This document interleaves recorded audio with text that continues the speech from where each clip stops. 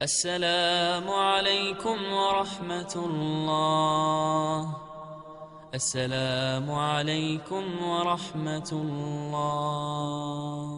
الحمد لله. اللهم صل على سيدنا محمد وعلى آل سيدنا محمد. Zina. Na'udzu billahi min zina. Zina ini termasuk dosa besar. Zina ini bergaulan seorang laki dengan wanita yang bukan muhrimnya. Lebih besar lagi kalau wanita ini muhrimnya. Na'udzubillah min dzalik. Wanita ada hubungan keluarga maupun tidak ada hubungan keluarga belum dihalalkan melalui akad nikah, ijab kabul, berarti hubungan mereka itu zina. Allah Subhanahu wa taala ketika di dalam Al-Quran melarang zina ini, Allah tidak berfirman jangan berzina. Tetapi Allah berfirman wala taqrabuz zina, jangan mendekati zina. Karena orang berzina tidak akan mungkin begitu saja langsung jatuh kepada zina. Pasti ada proses awal yang membuat hati kita cenderung kepada zina. Pandangan mata, telinga mendengar, lidah berbicara. Sekarang berbicara lidah kita diwakili oleh WhatsApp. Chat bersama seorang wanita, mungkin ketemu di sosial media, boleh enggak kenalan? Boleh. Ya di situ mulai langkah awal daripada zina. Kalimat, satu kalimat, ini balas, ini kirim, ini balas. Sebentar lagi ada gambar, sebentar lagi ada love, ada sebentar ini ucapan, saya tidak bisa tidur, merindukanmu, kangen samamu, di situlah. Ini langkah-langkah seperti ini, mungkin dianggap remeh, kecil. Cuman buang waktu, cuman chat. Saya tidak ada niat apa-apa. Di situ yang dilarang oleh Allah. Jangan mendekati zina. Nadratun, fabtisamatun, famaw'idun, faliqa'un, fazina. Ini prosesnya. Nadratun, pandangan. Senyum. Ya, pas habis pandangan, apa? Senyum kan? Kalau sama-sama suka, pasti senyum. Kalau tidak suka, tak mungkin diperhatikan. Tapi ini yang bahaya di sini. Wal ainu tazni wa zinaha an-nadhar. Sebagaimana bersabda Rasulullah, pandangan mata berzina. Mata berzina dan zinanya mata adalah mempandangi sesuatu yang haram. Nadratun fabtisamatun. Langkah awal melihat. Pandangannya menarik. Tertarik, bahkan ada yang sampai melihat terus ikutin. Aduh, cantiknya luar biasa. Di situ sudah mulai bahaya.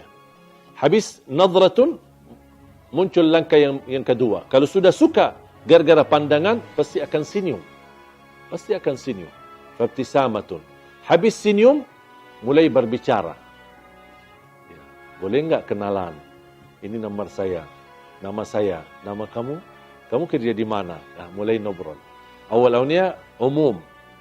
Sedikit demi sedikit, kalau sudah akraban, baru kita. Awal-awalnya katanya ta'aruf. Ini sekarang istilah yang beredar di kalangan akhwat atau kalangan wanita yang salihah. Katanya ta'aruf. Ya sama, ta'aruf dan bacaan sama. Habis sudah setelah senyum dan berbicara panjang lebar, mulai ada janji. Boleh enggak kita makan di luar? Mulai ada janji.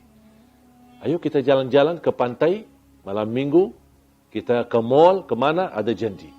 Habis janji, faliqa, pertemuan.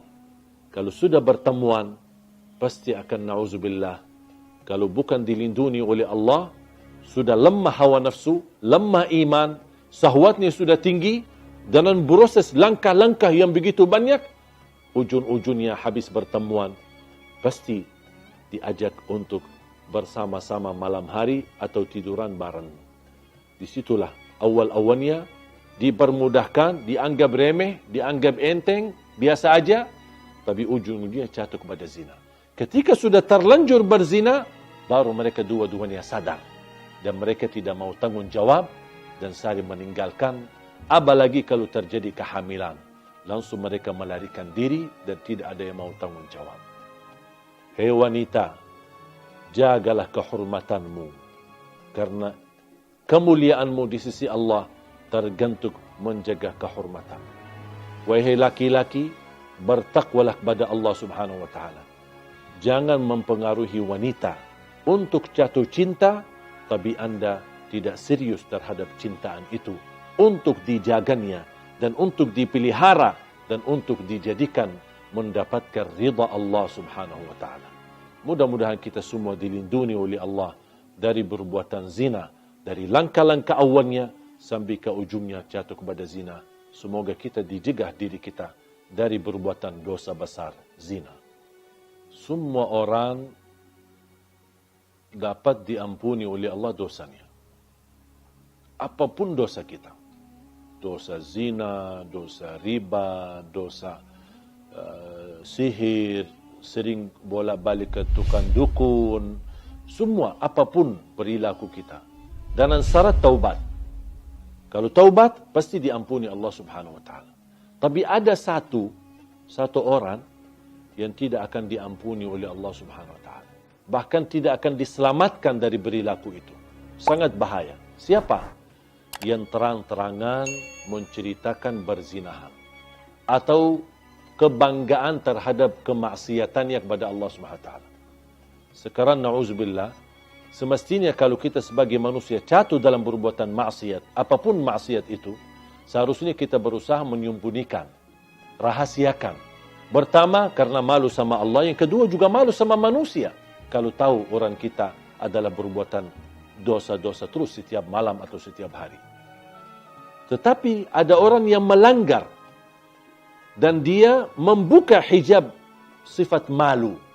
Dan tidak ada rasa malu sama sekali. Tidak ada rasa malu sama Allah dan tidak ada rasa malu sama manusia. Dan dia terang-terangan menunjukkan kebanggaannya terhadap perilaku dosa dan maksiatnya. Apalagi kalau perilaku itu tergantung dengan orang lain. Misal dia laki-laki, dia sudah berhasil mempengaruhi seorang wanita sambil berzina. Mungkin dia bisa mengambil fotonya, bisa dia pernah shot videonya, kemudian dia sharekan kepada teman-temannya, aku sudah berhasil menggauli dia. Aku berhasil berhubungan dengan dia dengan cara yang haram. Dia merasa bangga, aku sudah berhasil dapat menjatuhkan 10 wanita. Ada yang merasa bangga, saya bisa lebih banyak daripada kamu. Dan ini sebenarnya, hal ini bukan lucu, tapi justru mendatangkan kemurkaan Allah untuk Anda. Bisa menghadirkan azab yang tidak dapat di sisi Allah ampunan dosa itu. Rasulullah SAW bersabda, Kullu ibnu Adam mu'afa illa al-mujahirun. Semua orang-orang diselamatkan oleh Allah. Diberikan afiat dari perilaku maksiat dan dosa. Kalau ada tanda keseriusan taubat, pasti diampuni Allah dan kembali kepada jalur yang benar. Kecuali kata Rasulullah, illa al-mujahirun. Orang-orang yang suka membuka aib dosanya. Menceritakan kepada orang lain. Bahkan dia shot kepada sosial media terhadap perilaku maksiat dan dosa sehari-harinya. Inilah mereka yang dijamin tidak selamat dan dijamin tidak diampuni, bahkan dijamin tidak akan diterima dan diberikan kemudahan agar dia sadar dan kembali taubat kepada Allah SWT. Hati-hati. Apalagi kalau beredarkan beritanya, menyebarkan berita, tergantung menyakiti orang lain. Itu sangat bahaya. Dan sebagaimana kita berusaha membuka aib orang lain, ingat akan Allah Subhanahu wa taala buka aib diri kita walaupun kita sembunyi di dalam rumah kita sendiri. Wallahu taala.